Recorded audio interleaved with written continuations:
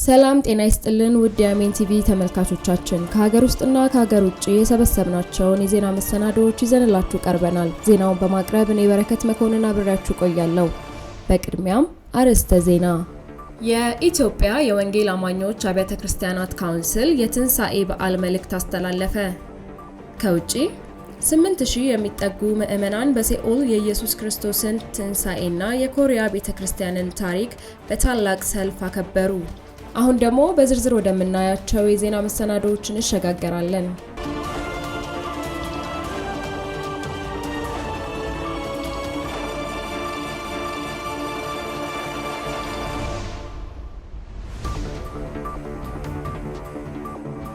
የኢትዮጵያ የወንጌል አማኞች አብያተ ክርስቲያናት ካውንስል የትንሣኤ በዓል መልእክት አስተላለፈ። የኢትዮጵያ የወንጌል አማኞች አብያተ ክርስቲያናት ካውንስል ፕሬዝዳንት ቄስ ደረጀ ጀንበሩ ለመላው የክርስትና እምነት ተከታዮች ለ2018 ዓ.ም የትንሣኤ ፋሲካ በዓል የእንኳን አደረሳችሁ መልእክት አስተላልፈዋል። በስመ አብ በስመ ወልድ በስመ መንፈስ ቅዱስ አሐዱ አምላክ። በጌታ የተወደዳችሁ በሀገር ውስጥና በውጭ ሀገር የምትኖሩ የወንጌል አማኞች አብያተ ክርስቲያናት ምዕመናን፣ የክርስትና እምነት ተከታዮችና ኢትዮጵያውያን ወገኖቻችን በሙሉ ከምሕረቱና ከቸርነቱ የተነሳ ሁላችሁንም በሰላምና በጤና ጠብቆ እንኳን ለ2018 ዓመተ ምህረት የትንሣኤ መታሰቢያ በዓል አደረሳችሁ አደረሰን በማለት በራሴና በኢትዮጵያ ወንጌል አማኞች አብያተ ክርስቲያናት ካውንስል ስም መልካም ምኞቴን ስገልጽ በታላቅ ደስታ ነው። ፕሬዝዳንቱ በመልእክታቸው በዓሉን ስናከብር ክርስቶስ ስለ ሰው ልጆች የተሰቀለውን መከራና ስቃይ እንዲሁም በመስቀል ላይ የፈጸመውን የማዳን ሥራ በማሰብ ሊሆን እንደሚገባ አሳስበዋል።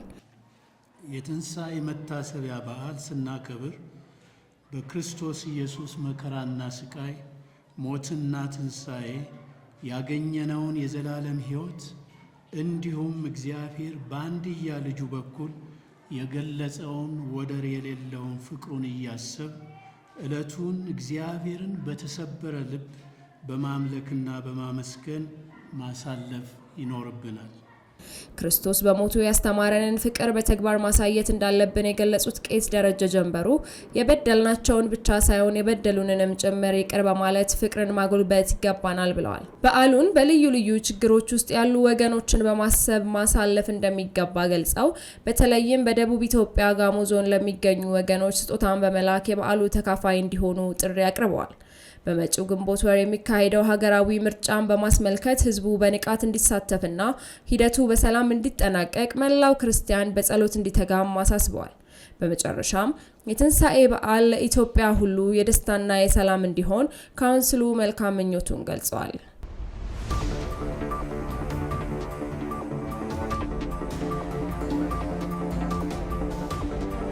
በአዲስ አበባ ስታዲየም የትንሣኤው ኃይል በሚል መሪ ቃል ታላቅ የጋራ የአምልኮ መርሃ ግብር ሊካሄድ ነው። የኢትዮጵያ ወንጌላውያን ቤተ ክርስቲያናት ኅብረት የፊታችን እሁድ ሚያዝያ 4 ቀን 2018 ዓ.ም በአዲስ አበባ ስታዲየም ታላቅ የትንሣኤ በዓል የጋራ አምልኮ ፕሮግራም ማዘጋጀቱን አስታወቀ።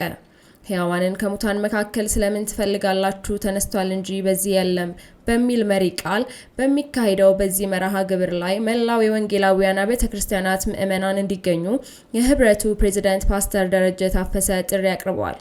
ፕሮግራሙ ከማለዳው 12 ሰዓት ጀምሮ የሚጀምር ሲሆን በዕለቱም ከፍተኛ የአምልኮና የዝማሬ ጊዜ፣ የትንሣኤው የምስራች የሚያበስር የእግዚአብሔር ቃል ስብከት፣ በተለያዩ እስር ቤቶች ውስጥ ለሚገኙ ወገኖች የነጻነት ጸሎት እንዲሁም ስለ ሀገራችን ኢትዮጵያ ሰላምና ወቅታዊ ሁኔታ ልዩ የጸሎት ጊዜ እንደሚኖር ተገልጿል። ይህ የትንሣኤ ፕሮግራም ኅብረቱ የተመሰረተበትን 50ኛ ዓመት ኢዮቤልዩ እያከበረ ባለበት ወቅት የሚከናወን በመሆኑ ልዩ ትርጉም እንዳለውም ተጠቅሶ ኅብረቱ በሐምሌ ወር ለሚያካሂደው ታላቅ የምስጋና በዓል መዝጊያ ኮንፈረንስም ምዕመናኑ በጸሎት እንዲዘጋጁ ጥሪ አቅርበዋል። የኅብረቱ መሪዎች በሰጡት መግለጫ በዓሉ የትንሣኤውን ጌታ በማክበር የተቸገሩትን በመርዳትና ለሀገር ሰላም በመጸለይ በአንድነት እንዲከበር አሳስበዋል።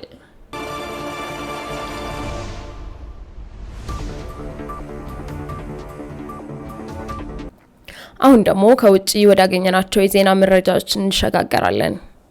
የእስራኤል ጠቅላይ ሚኒስትር ለክርስቲያን ማህበረሰብ የትንሳኤ በዓል የእንኳን አደረሳችሁ መልእክታቸውን አስተላለፉ። የእስራኤል ጠቅላይ ሚኒስትር ቤንያሚን ኔታንያሁ በእስራኤል በአሜሪካና በመላው ዓለም ለሚገኙ የክርስትና እምነት ተከታዮች የትንሳኤ በዓል እንኳን አደረሳችሁ መልእክት አስተላልፈዋል። ጠቅላይ ሚኒስትሩ በመልእክታቸው በመካከለኛው ምስራቅና በተለያዩ የዓለም ክፍሎች ክርስቲያኖች ስደትና እንግልት እየደረሰባቸው ቢሆንም እስራኤል ግን የክርስቲያን ማህበረሰብ በነጻነት የሚያድግበትና የሚበለጽግባት ቀጠና ሆና ትቀጥላለችም ብለዋል። ወቅታዊው ቀጠናዊ ውጥረት አስመልክቶ በሰጡት መግለጫ በዋና ከተማቸው ኢየሩሳሌም ላይ የሚሳኤል ጥቃቶች እየተሰነዘሩ ቢሆንም እስራኤልና አሜሪካ የኢራንን አገዛዝ እና የሽብር ተላላኪዎችን በጋራ እንደሚመክቱ አረጋግጠዋል። በተለይም በዚህ የተቀደሰው ወቅት የሁሉም እምነት ተከታዮች የማምለክ ነጻነት እንዲጠበቅ በቁርጠኝነት እንደሚሰሩም ገልጸዋል። እስራኤል በማንኛውም አስቸጋሪ ሁኔታ ውስጥ ሆና የዜጎች ሕይወት የመጠበቅ ነጻነትን የማስከበርና እያንዳንዱ አማኝ በሰላም ጸሎቱን የሚያደርስበትን ሁኔታ የማመቻቸት ኃላፊነቷን እንደምትወጣ ሪፖርቱ ያመለክታል። በመጨረሻም የትንሳኤው የምስራች የተስፋና የእምነት ብርሃን በሁሉም ቤቶችና ልቦች ውስጥ እንዲበራ ምኞታቸውን ገልጸዋል። 8000 የሚጠጉ ምዕመናን በሴኦል የኢየሱስ ክርስቶስን ትንሳኤና የኮሪያ ቤተክርስቲያንን ታሪክ በታላቅ ሰልፍ አከበሩ። ዝርዝሩን ማርታ አርጋው ታቀርብልናለች። ሚያዝያ 4 ቀን 2026 ዓ.ም በደቡብ ኮሪያ ሴኡል በሚገኘው የጓንጉሙን አደባባይ 8000 የሚጠጉ ተሳታፊዎች የተገኙበት የ2026 የትንሳኤ ሰልፍ በድምቀት ተካሂዷል። ይህ ታላቅ ህዝባዊ መርሃ ግብር የመጽሐፍ ቅዱስን ታሪክና የኮሪያ ቤተክርስቲያንን ጉዞ በማሳየት የክርስቶስን ትንሳኤ የምስራች አብስሯል። በኮሪያ የተባበሩት ክርስቲያን ቤተክርስቲያናት UCCK አስተናጋጅነት እና በCTS ክርስቲያን ቴሌቪዥን አዘጋጅነት የተከናወነው ይህ ሰልፍ እሱ ሕያው ስለሆነ ነገን እንጋፈጣለን፣ ሕያው ጌታ እውነተኛ ተስፋዬ በሚል መሪ ቃል ተካሂዷል። ሰልፉ በአራት ዋና ዋና ክፍሎችና በ14 ትዕይንቶች የተዋቀረ ሲሆን ከመጽሐፍ ቅዱስ ጀምሮ እስከ ኮሪያ በቤተክርስቲያን የወደፊት ተስፋ የሚያሳዩ ትዕይንቶች ቀርበውበታል። የኮሪያ የተባበሩት አብያተ ክርስቲያናት ፕሬዝዳንት ሪቨረንድ ኪም ጆንግ የሲኦክ ባስተላለፉት መልእክት የኮሪያ ቤተክርስቲያን በፍቅር ተባብራ ወደ ዓለም ትውጣና የኢየሱስ ክርስቶስን ትንሳኤ የምስራች ትናገር፣ የተስፋ መቁረጥ ስሜትን የሚያሸንፍ የተስፋ እርምጃን እንራመድ ብለዋል። የሰልፉ ሰብሳቢ የነበሩት የዩጎ ምሎንጌል ቤተክርስቲያን መሪ ሪቨረንድ ሊ ያንግሁን በበኩላቸው የትንሳኤው ብርሃን ጦርነትና መከራ ውስጥ ላሉ ወገኖች ሁሉ እንዲደርስ ምኞታቸውን ገልጸዋል። የሴኡል ከንቲባ ኦ ሴሁን በበኩላቸው ሰልፉ በበርካታ ሃይማኖታዊና ታሪካዊ ትዕይንቶች የታጀበ ነበር። የዩኤዶ ምሎንጌል ቤተክርስቲያን አባላት በመጽሐፍ ቅዱስ መግለጫ መሰረት የተሰራውን የቃል ኪዳኑ ታቦት አምሳያ በማንገብ ሰልፉን መርተዋል። የኤርትራ ባህር መክፈቻ፣ የኢየሱስ ልደት፣ የቃና ዘገሊላ ሰርግና የመጨረሻው ራት በባለሙያ ተዋናዮች አማካይነት በትዕይንት ቀርበዋል። የመጀመሪያዎቹ ሚስዮናውያን በኮሪያ የነበራቸው የትምህርትና የሕክምና አገልግሎት እንዲሁም መጽሐፍ ቅዱስ ወደ ኮሪያኛ ቋንቋ የተተረጎመበት ሂደት በሰልፉ ላይ ተዘክሯል።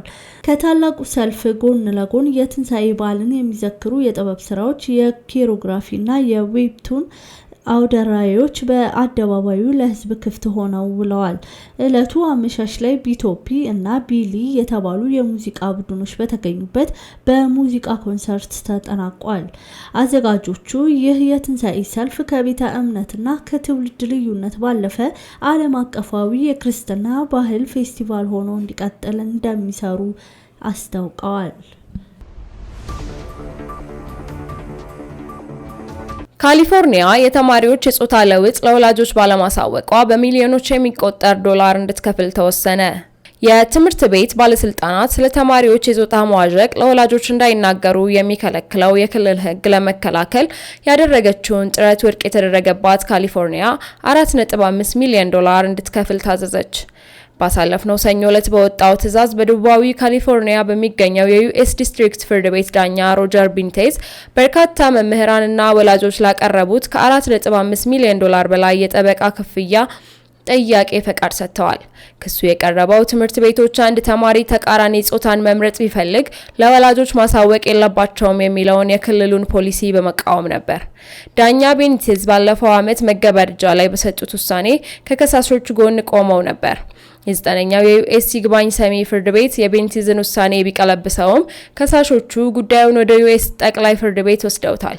ባለፈው ወር የጠቅላይ ፍርድ ቤት ዳኛ በ6-3 ድምጽ የቤኒቴዝ ውሳኔ ጸንቶ እንዲቆይ ወስነዋል። ይህም በክርክሩ ማዕከል የነበረውን የ2024ቱን የካሊፎርኒያ ሕግ ዋጋ አልባ አድርጎታል። አከራካሪ የነበረው ሕግ የትምህርት ቤት ዲስትሪክት፣ የሀገሪቱ የትምህርት ቢሮ ወይም የክልሉ ልዩ ትምህርት ቤቶች ሰራተኛ የተማሪውን ፈቃድ ሳይጠይቁ ስለ ተማሪው የጾታ ዝንባሌ ወይም ማንነት ለማንኛውም አካል መናገር አይገደድም የሚለው ነበረ።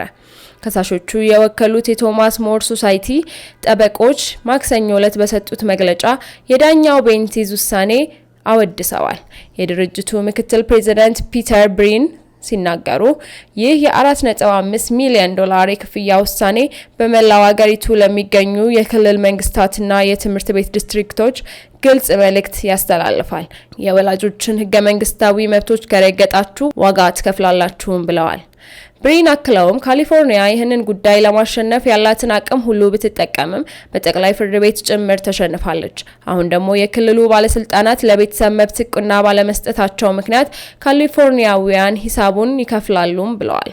ሌላው የህግ ባለሙያ ፖል ጆና በበኩላቸው ውሳኔው ካሊፎርኒያ ወላጆችን ከልጆቻቸው አስተዳደግና ደህንነት ጋር በተያያዘ ውሳኔዎችን ለማግለል ያደረገችውን ጥረት ህገ መንግስታዊ ያልሆነ ብቻ ሳይሆን ውድ ዋጋ የሚያስከፍል መሆኑን ያረጋገጠም ነው ብለዋል። እንደ አውሮፓውያን አቆጣጠር በ2023 የወጣው አንድ ሪፖርት እንደሚያመለክተው በአሜሪካ ውስጥ ከ1000 በላይ የትምህርት ቤት ዲስትሪክቶች መምህራን ስለ ተማሪዎች የጾታ ለውጥ ፍላጎት ለወላጆች እንዳይናገሩ የሚፈቅድ ወይም የሚመክሩ ፖሊሲዎችን ተግባራዊ አድርገዋል።